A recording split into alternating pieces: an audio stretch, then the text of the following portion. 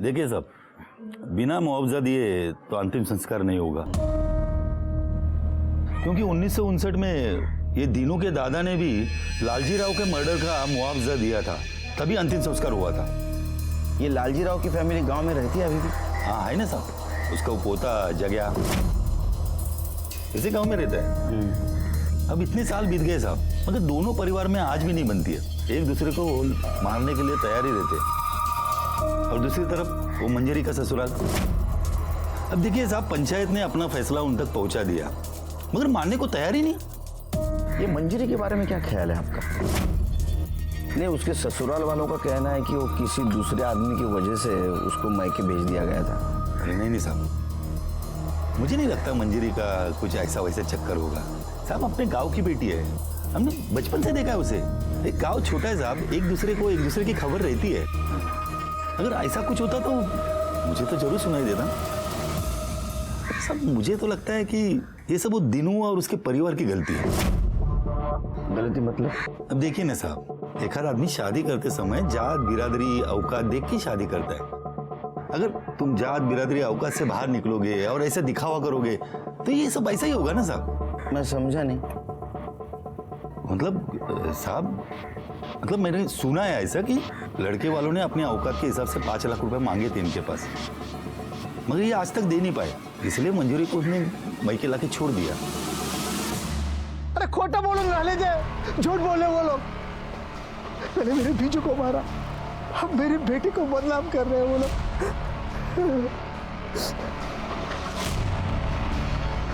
लेकिन मैं छोड़ूंगा नहीं उनको। मेरे बीजू को मारा है ना उन्होंने, मैं मुआवजा लेके रहूंगा, जैसे मेरे बाबा के पास ही लिया था। तुम्हारे पिताजी ने जग्या के फैमिली को मुआवजा दिया था, लेकिन फिर भी तुम्हारी दुश्मनी खत्म नहीं हुई। तुम्हें ऐसा नहीं लगता कि जग्या ने बदले की भावना से उसे मारा होगा? उस पर शक नहीं होता तुम्हें?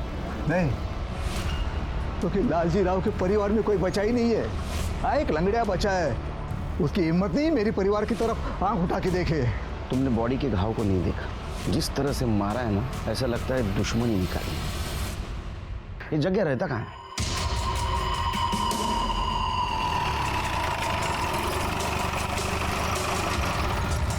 उठा इसको। चलो उठ रे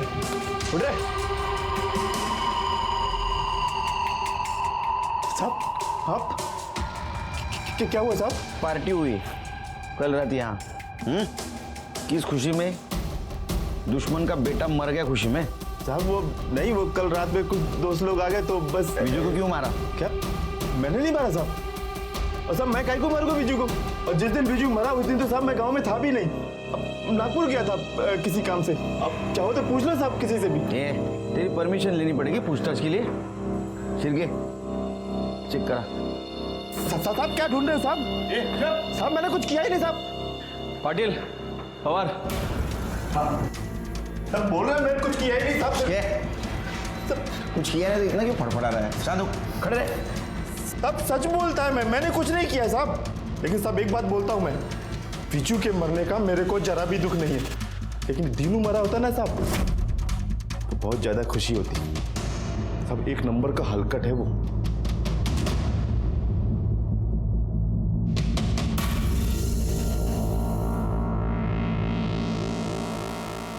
सर कुछ नहीं मिला। सिरके इसके नागपुर के डिटेल्स चेक करो और इसका बयान क्रॉस वेरीफाई करो।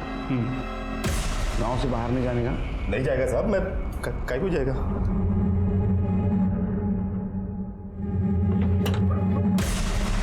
सिरके सर नजर रखो इस पे, तो विजू को मारने का सबसे स्ट्रांग मोटिव इसके पास है। इसके कॉल रिकॉर्ड और मोबाइल लोकेशन चेक करो। सिर के बॉडी की हालत खराब होने से पहले कुछ करना पड़ेगा हमको। लेकिन सर हम क्या कर सकते हैं, 24 घंटे कोई ना कोई आदमी बॉडी के पास रहता ही है। ऐसी हालत में पोस्टमार्टम भी नहीं करवा सकते। अपना एक्सपीरियंस तो यूज कर सकते हैं।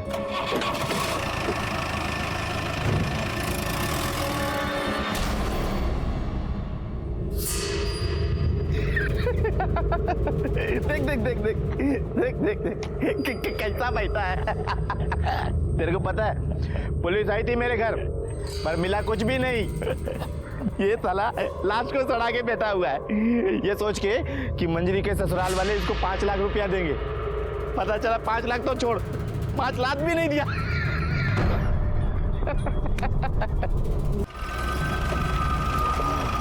निकालो गाड़ी आगे इधर लगा, लो आगे लो, आगे लो, चलो चलो चलो, गुड गुड, निकालो चलो निकालो। उतरो। ये काय करून राहिले साहब, मैंने आपको बोला ना मुआवजे के पहले मैं। तेरे को मुआवजा मिलेगा। ये बर्फ इसलिए लाया है ताकि बॉडी सड़ ना जाए। अगर बॉडी सड़ गई ना तो गांव में बीमारी फैल जाएगी, समझा? सरपंच जी, आपको तो कोई तकलीफ नहीं होगी क्योंकि गांव के भलाई का मामला है। ठीक है साहब, लगा लो बर्फ। ठीक है हमको। हाँ चलो, निकालो निकालो, हाँ निकालो, इधर लाओ इधर।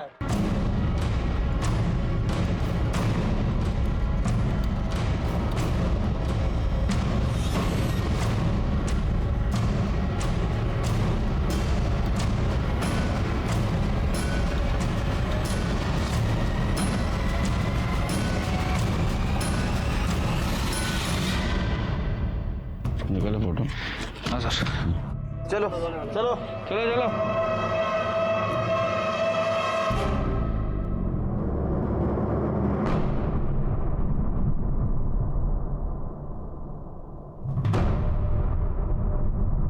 सर, शिरके, ये घाव देख के लगता है कोयते से मारा है और जिस फोर्स से मारा है लगता है बदला लिया है। हो सकता है सर। वैसे इस तरह के हथियार लोग गांव में अक्सर यूज करते हैं, जो खेतों में काम भी आते हैं और जरूरत पड़ने पर हथियार भी बन सकते हैं। नहीं तो मुझे क्या लगता है शिरके, एक काम करना पड़ेगा। Sir, sugar. अरे रहने दे यार, एनर्जी आती है। हाँ, तुम क्या बोल रहे थे? सर, ये वीजू के कॉल रिकॉर्ड है। इनके हिसाब से गांव आने के एक दिन पहले दीनू ने वीजू को नहीं बल्कि वीजू ने दीनू को कॉल करके बुलाया था। वो हमसे झूठ बोल रहा था सर। झूठ बोलने की कुछ वजह हो सकती है, इसमें दिख रही वजह?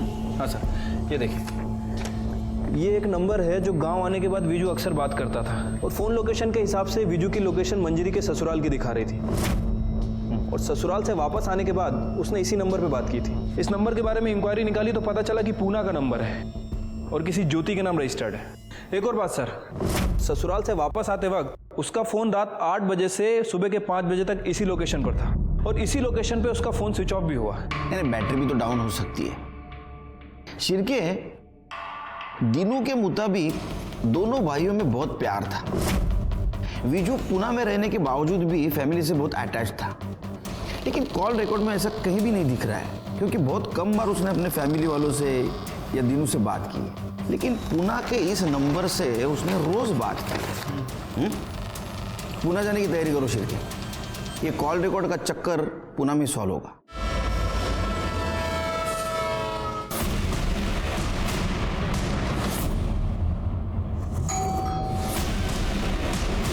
जी, आप कौन?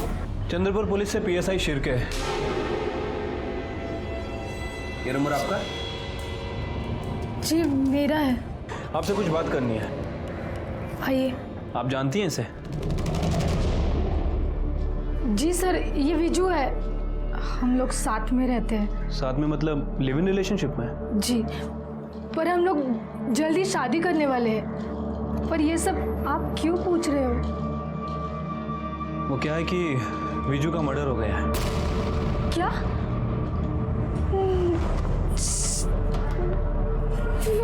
ये कैसे हो सकता है सर?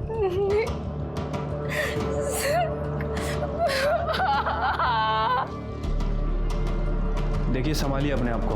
मैं जानता हूँ कि ये सही समय नहीं है आपसे बात करने का, फिर भी विजू के कातिल तक पहुँचने के लिए हमें आपकी मदद चाहिए।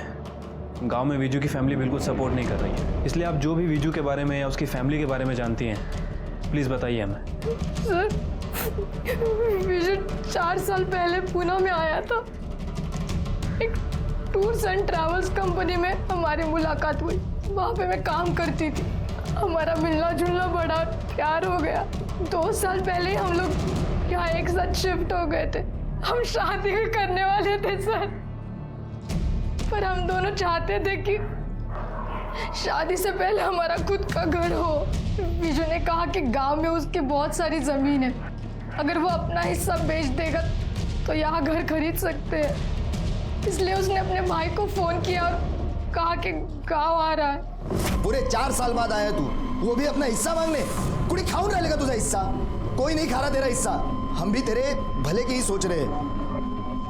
ये देख, ये लड़की देखिए तेरे लिए।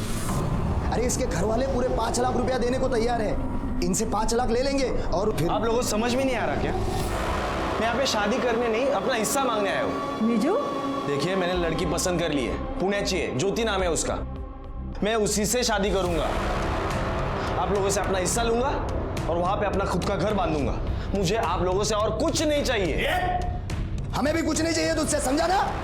वो तो इस मंजीरी के बारे में सोच रहे हैं हम कि तेरी शादी के बाद 5 लाख ले लेंगे और उसमें से 2 लाख इसके ससुराल वालों को दे देंगे ताकि ये भी अपने घर में जा सके। लेकिन तुझे तो अपने अलावा किसी की पड़ी ही नहीं है कुछ। दादा, आपको मंजरी ताई का प्रॉब्लम सॉल्व करना है ना, मैं कर दूंगा, मैं देख लूंगा, कल जाके मैं बात कर लूंगा। लेकिन इसके अलावा मैं आप लोगों के लिए कुछ नहीं कर सकता। देख विजू, अगर तुझे हिस्सा चाहिए ना तो तुझे उसी लड़की से शादी करनी होगी जिससे हम लोग कह रहे हैं, वरना अगर अपनी मर्जी से शादी करनी है ना तो हिस्सा विस्सा भूल जाना। और अच्छा सुन, यहाँ 2-3 दिन और रुकना पड़ेगा। अरे यार, अभी चेक किया, वो प्रॉपर्टी में मेरा नाम ही चढ़ाया नहीं गया है। वो सब ठीक करने में 2-3 दिन तो लगेगा ही ना। और मंजरी ताई की ससुराल की प्रॉब्लम भी तो सॉल्व करनी है। अच्छा ठीक है, अपना ख्याल रखना। हाँ, लेकिन विजू की फैमिली ने हमें ये नहीं बताया कि विजू वहाँ पे अपना हिस्सा लेने गया था। सर वो उसी के लिए गया था, उसने मुझे बोला नहीं। और मैं समझ गई थी कि बंटवारे को लेकर बहुत टेंशन है सर। ज्योति के साथ बात करने के बाद इस केस का एंगल जो सामने आया वो काफी स्ट्रांग था। अब ये केस बंटवारे और आपसी झगड़ों का ज्यादा लग रहा था। दीनू और मंजीरी के ससुराल वालों का झूठ सामने आया था और मंजीरी के कॉल रिकॉर्ड में किसी भी अनजान व्यक्ति का नंबर नहीं मिला था। लेकिन ये सब होने के बावजूद भी कातिल कौन है ये हमारे समझ में नहीं आ रहा था। और इस केस को जल्द से जल्द सॉल्व करना जरूरी था क्योंकि विजू की बॉडी को चौराहे पे पड़े 4 दिन बीत चुके थे और हमारे पास वक्त बिल्कुल नहीं था।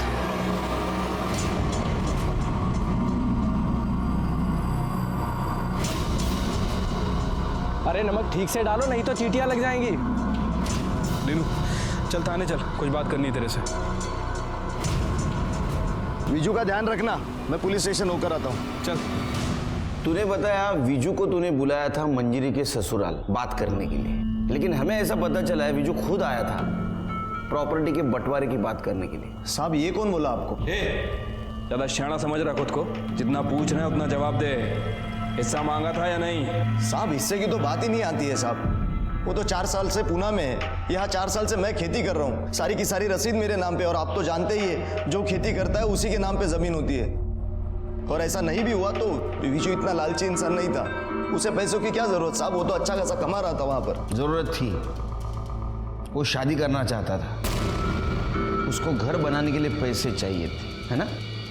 ओ आत्ता मले समजून राहिले, ते पूनावाली लड़की ने आपके कान भरे है ना? आप हो क्या है पूना? नहीं साहब, विजू भी दिन भर उसके साथ फोन पर लगा रहता था।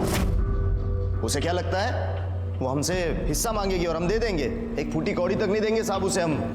साहब मैं आपसे भी कहता हूँ, इधर उधर पूछताछ करने से कुछ नहीं होगा। आप सीधे मंजीरी के ससुराल वाले से जाकर सख्ती से पूछिए, आपको सब सच पता चल जाएगा, आपका काम हो जाएगा, मुझे मुआवजे की रकम मिल जाएगी और मैं विजू का अंतिम संस्कार कर सकूंगा। तू पुलिस को सलाह देगा, हमें सिखाएगा? हमें पता है क्या करना है क्या नहीं। हो तू सच बता, तेरा हाथ है या नहीं? तेरा अगर इसमें हाथ निकला ना तो तेरा अंतिम संस्कार कर दूंगा। सर मुझे लगता है कि इस दीनू ने सिचुएशन का फायदा उठाया होगा, क्योंकि जिस तरह से इस दीनू का नेचर है, आई एम श्योर विजू के साथ इसका कोई ना कोई बात को लेकर झगड़ा हुआ होगा। और सर दूसरी तरफ है मंजरी के ससुराल वाले, हो सकता है कि दीनू ने ही विजू को मंजरी के ससुराल भेजा हो और विजू का मर्डर कर दिया हो। उसे लगा हो कि इस मर्डर का सारा इल्जाम मंजरी के ससुराल वालों पे आ जाएगा और वो साफ बच निकलेगा। ये शिरके, लेकिन ये दीनू के खिलाफ हमारे पास कोई ठोस सबूत नहीं। उसके खिलाफ अगर हमने कोई कार्रवाई की तो उसके सपोर्ट में जो गांव वाले हैं और जो मंजरी के ससुराल के खिलाफ है वो सब हमारे खिलाफ हो जाएगा। तुम एक काम करो शिरके, कल मंजिरी के ससुराल के पड़ोसियों से पूछताछ कर, देखो कुछ क्लू मिलता है क्या। शक्कर बहुत कम है यार। चलो निकलते हैं। शिर्के वो, अरे बाबा गेला नहीं अजून? तुम्हारे ड्यूटी का टाइम तो खत्म हो गया। नहीं साहब, वो पुराने केस की मैं एंट्री ढूंढ रहा हूँ सर। मिल जाएगी, वैसे चला जाऊंगा। Good night. Good night sir. Good night Pawar. Good night sir.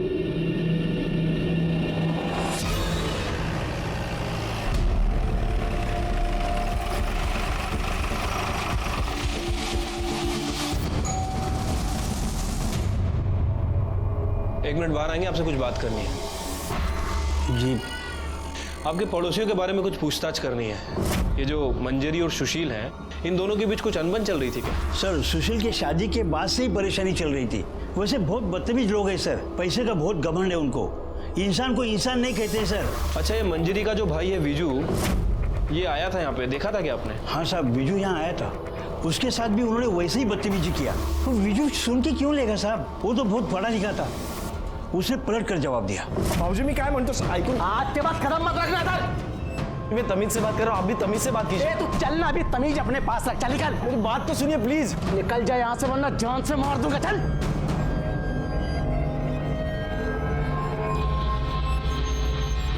चल निकल गए। चल चल। अरे सर, मैंने आपको बताया तो था, उस रात विजू बात करने आया था। नहीं, लेकिन तूने ये नहीं बताया कि उसके बाद का जवाब तूने उसको जान से मारने की धमकी से दिया था। क्या झगड़ा था उसके साथ, सच बता, वरना घमंड तोड़ना अच्छी तरह से आता है हमें। शिरकी, सर उस रात विजू आया था और मैंने उसको बताया कि विजू, मुझे पूरा यकीन है कि तुम्हारी बहन का चक्कर चल रहा है। मैं तुम्हें कॉल रिकॉर्ड्स भी दिखा सकता था, लेकिन वो इतनी शानी है ना कि साथ के साथ वो डिलीट कर देती है। मैं गलत हो सकता हूँ, लेकिन पूरा घर गलत नहीं होगा। जी देखिए, आप कुछ अलग कह रहे हैं, मेरी फैमिली कुछ अलग कह रही है। वो लोग कह रहे हैं कि दहेज के बचे 2 लाख के लिए आप मंजरी को परेशान कर रहे थे। घर वालों की कहानी इतनी सुननी है ना, तो एक बार पहले अपने बहन से पूछ लेता। न जाने कहाँ कहाँ मुंह मार के आती है। 2 लाख क्या, 2 करोड़ भी दोगे ना तो उस जैसी को हम अपने घर में नहीं रखेंगे, समझ ला। अभी यहाँ से निकल और दोबारा मत दिखना। देखिए, आपको जो कहना है मुझे कहिए, मेरे बहन के बारे में प्लीज तमीज से बात कीजिए। तुझसे बात कौन करना चाहता है? दादा बात सुनो। ये वाला, चल। भाऊजी निकल। भाऊजी निकलता तू। चल, निकलता। भाऊजी भाऊजी मी काय म्हणतो ऐकून। आज के बाद कदम मत रखना था। निकल जाए यहाँ से वरना जान से मार दूंगा। चल। उसके बाद वो वहां से चला गया सर, हम सच बोल रहे हैं। और हमने उसको नहीं मारा सर, हमें उसको मार के क्या फायदा। सर मुझे तो लगता है कि ये सब वो दिनों ने किया है। बहुत मक्कार इंसान है सर, किसी का सगा नहीं है वो। मंजिरी के ससुराल वालों के पड़ोसियों ने हमें जो इन्फॉर्मेशन दी, उसके मुताबिक हमने मंजिरी के पति और देवर को इंट्रोगेट किया, लेकिन हमें उन्हें छोड़ना पड़ा क्योंकि उनके खिलाफ हमारे पास कोई सबूत नहीं था और हमारा केस फिर से वहीं आके रुक गया। और इधर विजू की बॉडी की हालत दिन ब दिन खराब होती जा रही थी। जैसे ये बात मीडिया को पता चली, ये केस लाइमलाइट में आ गया और हमारी मुश्किलें कम होने के बजाय बढ़ गई। आज पूरे 6 दिन हो चुके लाश को यहाँ रखे हुए। लाश काफी हद तक सड़ चुकी है, बावजूद इसके पुलिस इस मामले को हल करने में नाकाम रही है। गांव में बीमारी फैलने की आशंका है। सबसे शर्मनाक बात तो ये है कि एक इंसान के मरने के बाद भी उसका सरेआम तमाशा बनाया जा रहा है। फिलहाल कहा नहीं जा सकता कि ये तमाशा और कितने दिन चलेगा। मैं चंद्रपुर से रिपोर्टर नीतू, कैमरामैन अखिल के साथ, धन्यवाद। अरे तूच समजून घेत नाहीस मला, तर बाकीचे काय समजून घेणार? अरे तू देख रही है ना कितना टेंशन है। हाँ, न्यूज़ देख रही है ना, मीडिया वाले कितने पीछे लगे हमारे। अरे हाँ बाबा, पहुंच रहा हूँ आधे घंटे में घर में। स्लो कर स्लो कर स्लो।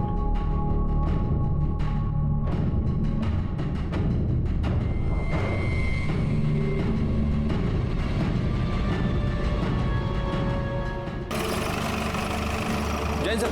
जय शिरके, कल रात को मैं वो बॉडी के पास से गुजर रहा था तो एक आदमी को वहाँ बैठे हुए देखा मैंने। विजू का भाई भी नहीं था वहाँ, और कल रात कोई नहीं तो इसको पहले से देख रहा हूँ, वहाँ से बिल्कुल 1 मिनट के लिए नहीं हटता है। सर होगा कोई करीबी दोस्त या कोई रिश्तेदार।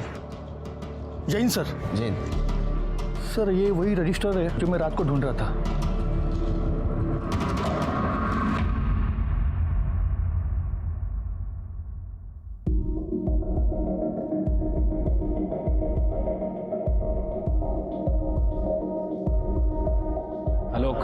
पवार, इन दोनों केस का आपस में क्या संबंध है? सर, जो आदमी 6 दिन से बिजू की डेड बॉडी के पास बैठा है, उसकी बहन मुक्ता की एफआईआर कॉपी है। और सर, मुक्ता ने 4 साल पहले कुएं में कूदकर खुदकुशी की थी। उसे सुसाइड मानकर ये फाइल क्लोज की गई और तब जस्ट मेरी पोस्टिंग नई यहाँ पे हुई थी सर। लेकिन पवार, ये मुक्ता का सुसाइड केस और विजू का मर्डर केस, इन दोनों का आपस में क्या संबंध है? संबंध है सर। सुनने में आया था कि मुक्ता विजू से प्यार करती थी, उसे शादी करना चाहती थी। चिरके, गन्या को लेके आओ। साहब, विजू दोस्त था मेरा, 4 साल बाद भी वापस आया ना गांव में साहब। मेरी फिक्र थी साहब, चिंता थी उसको। ये देखो साहब, अपना जूता निकाल के दिया उसने मेरे को। बहुत प्यार करता था साहब मेरे से, मैं भी बहुत प्यार करता था उसको। मैं कैसे मार सकता हूँ साहब अपने दोस्त को? अच्छा, ये वही दोस्त है ना जिसे तेरी बहन मुक्ता प्यार करती थी, शादी करना चाहती थी, और जब ऐसा नहीं हुआ तो उसने खुदकुशी कर ली। साहब, मुक्ता के बारे में पूरा गांव जानता था साहब कि वो एडी है, किसी से भी प्यार होता था साहब उसको। तो एक बार बोली बकरे से प्यार है मेरे को, बकरे से शादी करनी। मैं कही तो आप सोचो साहब, ऐसे बहन को मैं कैसे अपने दोस्त के गले बांधता साहब? एकदम दिमाग से कमजोर थी साहब, शादी के बारे में मैं सोच ही नहीं सकता साहब। पागलपने में कुएं में कूद गई। सच बोल रही है? सच बोल रहा हूँ साहब, मैं दोस्त था साहब मेरा, मैं तो मार ही नहीं सकता उसको। प्यार करता था मैं उसको, न खाना खाया जा रहा, न काम किया जा रहा। क्या काम करता है रे तू? हाँ साहब। काम क्या करता है तू? मैं साहब ये खेत में मजदूरी करता हूँ साहब, मैं लोगों के ये फसल लगाना, काटना, यही सब काम करता हूँ साहब। मैं गरीब आदमी हूँ साहब।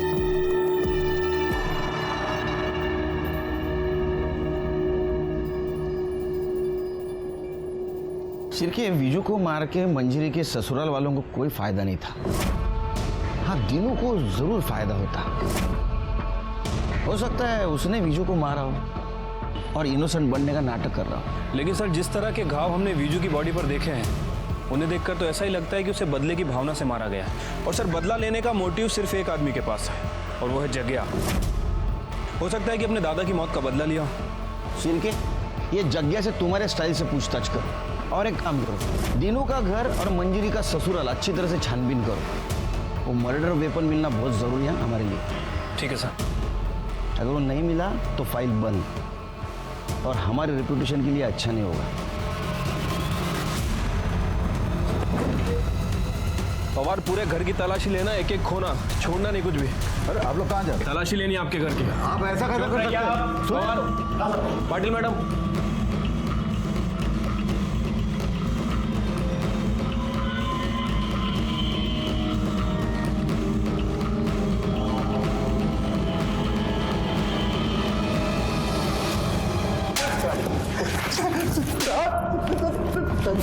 मार मार के तेरी खाल उधेड़ दूंगा। बोल। भाई शपथ साहब, हमने नहीं मारा विजू को साहब। बोल रहा है, झूठ बोल रहा है साहब। अब कहीं को झूठ बोलेगा साहब? वो दिन हम लोग नागपुर गए थे, कैसे मारेगा साहब हम उसको? अगर पता चला ना कि तुम तीनों झूठ बोल रहे हो, खैर नहीं है तुम तीनों की।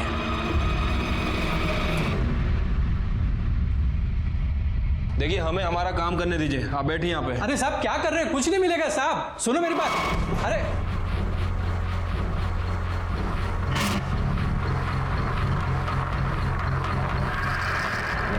पवार, कुछ मिला? नहीं साहब, कुछ नहीं मिला।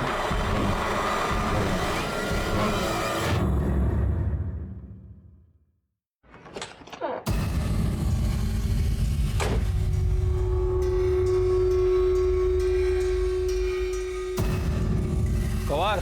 हाँ साहब। हटाओ ये सब, डिग्गी में चेक करो।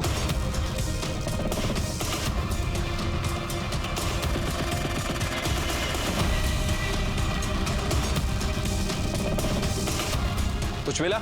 नहीं साहब, गाड़ी में कुछ नहीं मिला।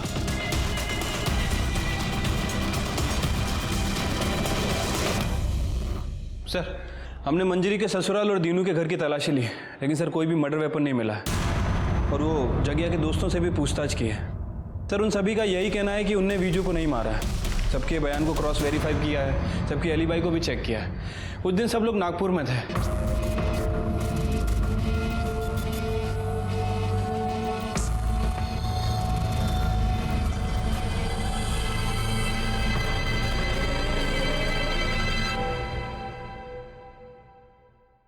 शिरके, इसके घर की तलाशी लो।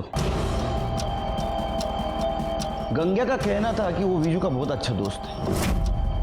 अगर अच्छा दोस्त है तो पिछले 4 सालों में उन्होंने बात क्यों नहीं की, पर अभी 6 दिन से वो बॉडी के पास क्यों बैठा है? चलो पता कर दे इनकी दोस्ती किस टाइप की है।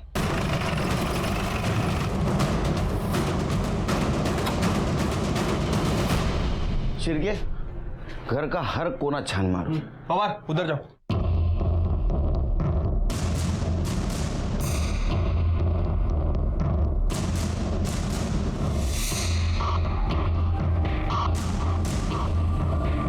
सर, कहीं कुछ नहीं मिला।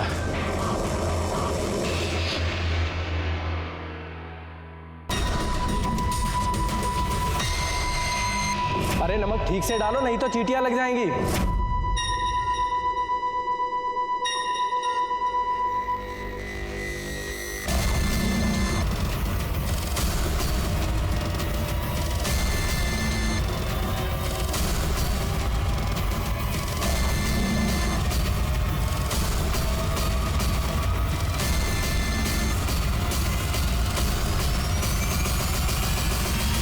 हेलो, खोदो।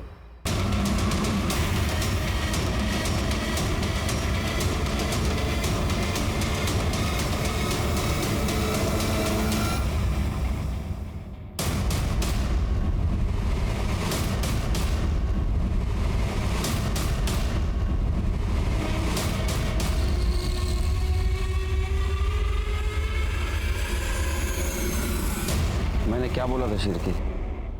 इस दोस्ती में कुछ झोल है। अरेस्ट करो इसको। उठाओ। चल चल चल चल चल।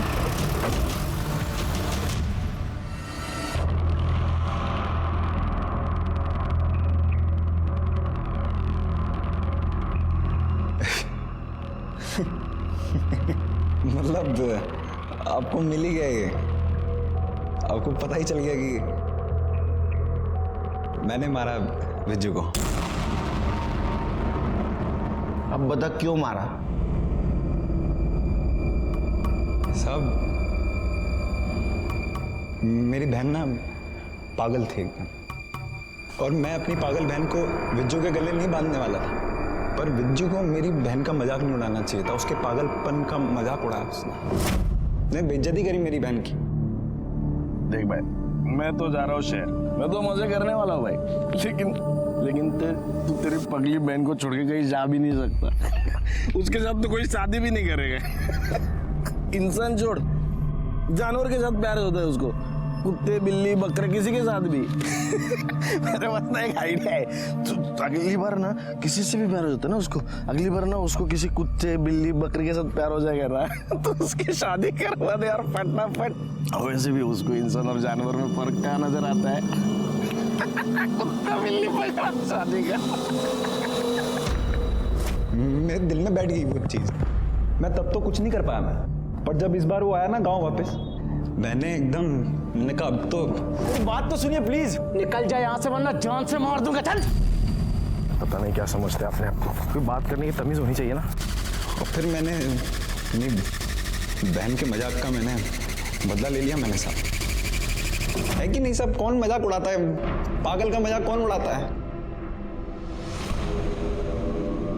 ले जाओ इसको।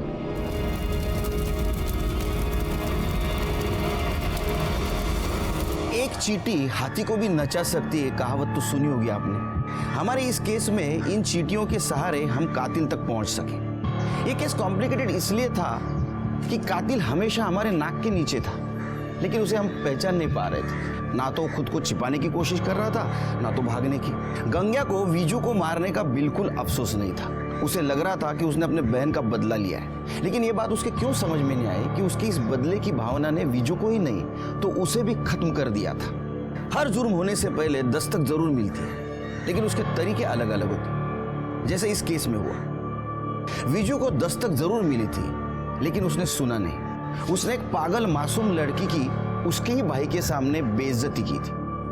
जो सही नहीं था, और इसकी कीमत उसे अपनी जान देके चुकानी पड़ी। मैं सीनियर इंस्पेक्टर सुनील केलकर आप सबसे विदा लेता हूँ। फिर मिलेंगे अगले एपिसोड में। तब तक के लिए सतर्क रहिए, देखते रहिए क्राइम पेट्रोल दस्तक। मकसद बताना नहीं, बचाना है। जय हिंद।